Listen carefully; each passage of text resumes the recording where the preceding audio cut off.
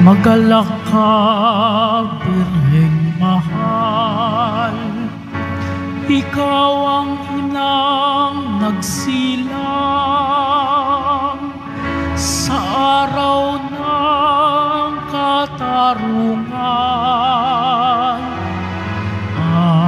Alleluia, alleluia, alleluia,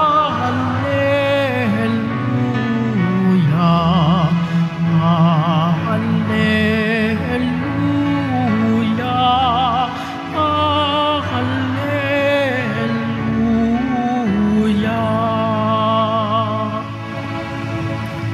Sumainyo ang Panginoon. At sumaiyo rin. Ang mabuting balita ng Panginoon ayon kay San Mateo. Papuri sa iyo, Panginoon. Ganito ang kapanganakan kay Hesukristo. Si Maria na kanyang ina at si Jose ay nakatakda ng pakasal. Ngunit bago sila nakasal, si Maria ay natagpo ang nagdadalang tao.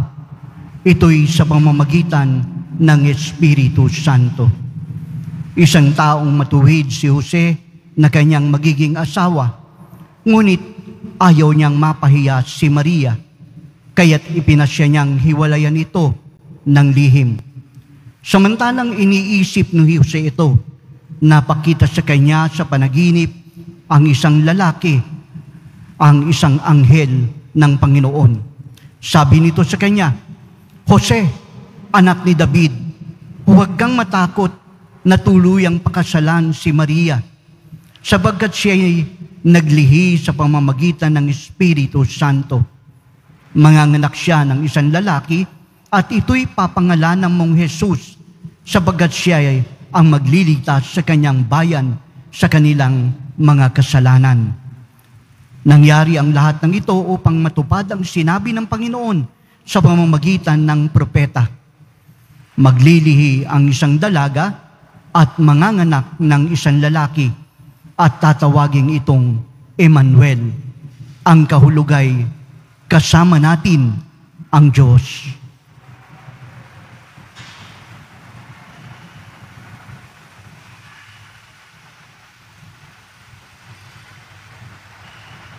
Mga kapatid, ang mabuting balita ng Panginoon. Pinupuri ka namin, Panginoong Hesukristo. Magsiupo po ang lahat. Ave Maria. Siguro po ay mas magandang simulan natin ang ating pong maikling pagdinilay sa pamamagitan ng pagbati sa ating pong mahal na Birheng Maria. Sabihin po natin, Mama Mary, happy birthday!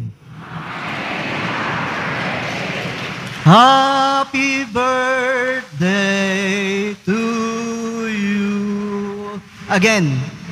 Happy birthday to you. Happy birthday to you. Happy birthday, happy birthday. Happy birthday to you. Viva la Virgen! Mga kapatid, ang araw pong ito ay espesyal. Una, dahil sa dalawang bagay. Ang ating pong pamimintuho sa ating pong Poon Nazareno. Siya ang ating pong tanggulan, siya ang ating tagapagligtas. At ang ikalawang ating pong pinagdiriwang ay ang kaarawan ng ating minamahal na Birheng Maria. Ito po ang dahilan ng ating pong pagpupugay at pasasalamat. Alam niyo po mga kapatid, bagamat marami po ang nagtatanong at hindi makaisip kung bakit ganun na lamang ang pagmamahal ng mga Katoliko sa mahal na Birhen. Marami rin naman po ang taong tunay na namimintuho at nagpapahayag ng kanilang pag-ibig sa mahal na Birhen. Alam niyo po ba, sa Time Magazine, nagpahayag po sila gaano raw karami ang nagdarasal ng Aba Ginoong Maria araw-araw. At siguro iniisip natin, gano'n nga kaya talagang karami? Tayo po kaya nagdarasal ng Aba, Ginoong Maria? At dito po, ang sabi po nila, mayroon po raw 2 bilyong mga tao every day nagdarasal ng Aba, Ginoong Maria. At ito po'y pagpapahayag ng tinatawag nating pagmamahal sa ating mahal na Birhen. Siguro madadagdagan po yung 2 bilyon na yan. Kung halimbawang sasabihin nyo, Mama Mary, ngayong araw ng iyong birthday, iniaalay ko ang aking sarili. Magdarasal ako ng isang Aba, Ginoong Maria, araw-araw. Tanda po siguro nito, pwede nating sabihin ngayon at idasal, Aba, Ginoong Maria, napupuno ka ng grasya. Bukod kang pinagpala sa babaeng lahat at pinagpala naman ang iyong anak na si Jesus. Santa Maria, ipanalangin mo kaming makasalanan ngayon at Ave Maria. Mga kapatid, siguro po'y 3 punto lamang po ang nais ko pong ibahagi. Una, ang ating pong pagdiriwang. 2, ang implikasyon ng kaarawan ng Mahal na Birhen. At 3, ang hamon nito. Unang bahagi, gusto po nating makita kung sino po talaga si Maria. Alam niyo po, sabi po ni Saint Damian, si Maria po raw ang tinatawag na kabanal-banalang templo, the Holy Temple. Kaya hindi nakapagtataka, ang sabi po ni Pope John Paul II, si Maria ang unang busilak, unang liwanag bago pa pumutok ang araw, dahil siya ang umagang tala o ang tala ng umaga. Kaya para po kay Pope Paul VI na nagsabi, si Maria po raw ang dawn of salvation. Ganun kaganda po ang pag-unawa at pagtingin po kay Maria. Kaya naman, si Maria po ay itinangi, ibinukod, pinagpala dahil po sa kanyang katangi-tanging misyon na ibinigay ng Diyos sa kanya. Ano po ba yung pwede po nating ihalintulad o tignang mabuti para mas lalo po nating ma-appreciate na itinangi si Maria? Tignan po natin. Alam niyo po mga kapatid, ilang araw o ilang linggo pong ang ating pong dambana ng poong Nazareno ay iniayos. Pagmasdan po natin ngayon, napakaganda na pong tignan, napakalinis. At na ito po'y tama lamang dahil ang ating pong poong Nazareno ang siyang ating pong binibigyan ng halaga at pinagpapahayagan ng pananampalataya. Kaya naman, ang ating pong gagawin, talagang lilinisin mo ang luklukan, aayusin mo ang dambana, nang sa gayon siya, ang lugar na yon ay maging karapat-dapat sa kanyang presensya.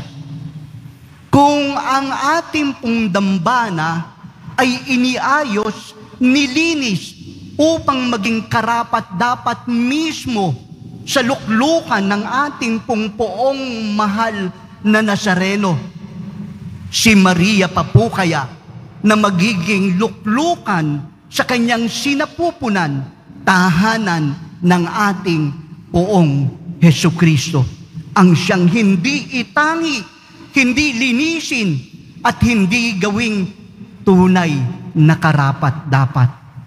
Kung ganon mga kapatid, ang ating pong mahal na Birhen, ang kanya pong birthday, ang kanya pong buhay, ay itinangi ng sa gayon maging karapat-dapat siya mismo sa ating pong Panginoong Hesukristo na dadali niya na 9 na buwan sa kanyang sinapupunan.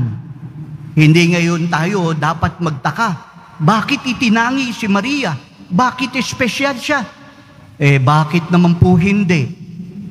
Ang kanyang ilalagay sa kanyang sinapupunan ay walang iba kung hindi ang tagapagligtas, ang ating Panginoong Hesukristo. At ito po ang siyang masasabi po nating, Maria, bukod kang pinagpala. Ikalawang bagay po na nais po nating tignan sa ating pong pagninilay. Alam niyo po mga kapatid, sabi po ni Saint Bonaventure, ang Diyos daw ay makalilikha ng masigit pa sa magandang mundong ating kinagagalawan. Ngunit, hindi na makagagawa ng masigit pa kay Maria. Bakit? Kasi ibinigay po ng Diyos ang higit na. At ito po ay si Maria na ginawa niyang karapat-dapat para sa kanyang bugtong na anak. Binigyan po tayo ng isang napakagandang halimbawa. Si Maria na ina ni Jesus. Si Maria na ating ina. At si Maria na ina ng ating simbahan. Ang mga Pilipino, kauna-unahan niya ring nakita ang icon. Mismo ang imahe ng Mahal na Birhen. At dito pinakita po ang pagpapahayag, kaya tayo po ay tinawag na Pueblo Amante de Maria, bayang sumisinta kay Maria. Dahil sa ating pagmamahal, pinakita po natin ang ating pong pagmamahal sa ating pong Birheng Maria. Pero siguro po, ang pagmamahal po natin ay dapat ding humamon sa atin. Paano natin pinapahalagahan ang buhay na kaloob ng Diyos sa atin? Paano tayo dumudulog kay Maria at sinasabi natin, Maria, mamagitan ka sa amin, ipanalangin mo kami. Ano yung binibigay ni Maria upang siya'y maging halimbawa nang sa gayon ang ating pagtugon araw-araw sa lahat ng paghamon ng ating buhay, sasabihin natin, yes Lord, opo Panginoon, haharapin ko, tinatanggap ko ang paghamon ng buhay.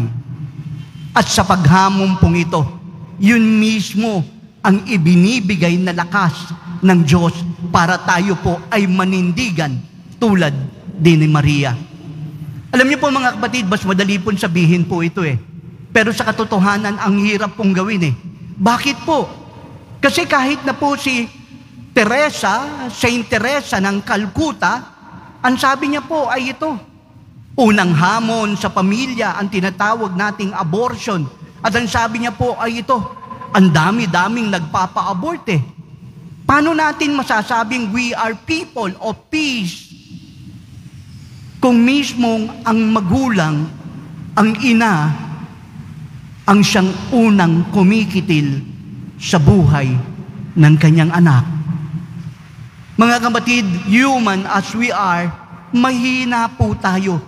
Pero kakayanin po natin ang lahat ng pagsubok ng ito, anuman ang dumaan sa atin, dahil batid natin, binigyan tayo ng isang halimbawa at yan ay walang iba kung hindi si Maria.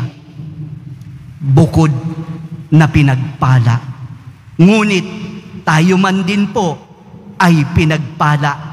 Kaya sa araw pong ito, tangkilikin po natin at kilalanin natin na si Maria ang kanyang kapanganakan ay naging sagisag ng ating pag-asa.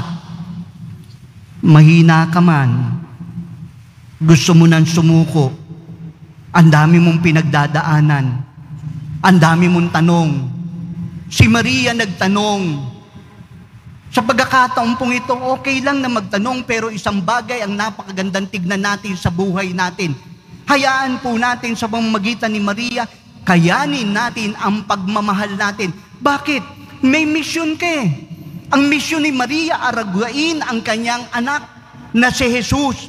Ang misyon ni Maria, ipakita ang kanyang pag-ibig sa kanyang bugtong na anak. At ngayon, sa araw pong ito, ang misyon mo ay ito. Ang lumago sa pananampalataya. ang tanggapin ang pagsubok at harapin mismo kung ano ang mga suliraning nasa sa iyo. Kakayanin mo yan dahil ngayon, sa araw na ito, binigyan tayo ng isang tunay na pag-asa, walang iba kundi si Maria. At si Maria, sa pamamagitan niya, lalapit tayo sa ating poong Nazareno at dudulog nang sa gayon maging karapat-dapat. Last point po, mga kapatid. Alam niyo po, minsan po, meron pong isang bata na naglalaro. Naglalaro siyang mag-isa. Maya-maya po, sa kanyang paglalaro, may lumapit po sa kanyang isang lalaki. At yung lalaki pong ito, may daladalang bayong. Daladalang bayong. Tapos, may dalang bilao. Lumapit po rin sa bata. At ang ginawa ng lalaki, inilagay yung bilao sa harapan ng bata. Tinignan po siya ng bata. Maya-maya, ibinuhos ng lalaki ang laman ng bayong doon sa bilao. Puro pera. Nanlaki ang mata ng bata. At ang sabi ng lalaki ay ito, "Boy, kunin mo lahat. Dakutin mo ang perang kaya mo." Alam niyo po, yung bata, natigilan. At ang ginawa ng bata, tumayo at tumakbong papalayo sa bilao ng pera. Nagtaka po itong mismong lalaki. Pera na, tinanggihan pa. Sabi, napakamot po yung lalaki. Maya-maya po, bumalik po yung bata. Hila-hila ang nanay niya. Tapos paglapit doon sa bilao ng pera, "Nay, ikaw po ang dumakot. Mas malaki ang palad mo kaysa sa akin." Mga kapatid, hayaan po nating si Maria ang dumakot sa mga biyaya at ipagkaloob sa atin. Nang sa gayon, makamtan natin ang tunay na pagpapala na ibinibigay ng Diyos sa atin. Mama Mary, happy birthday!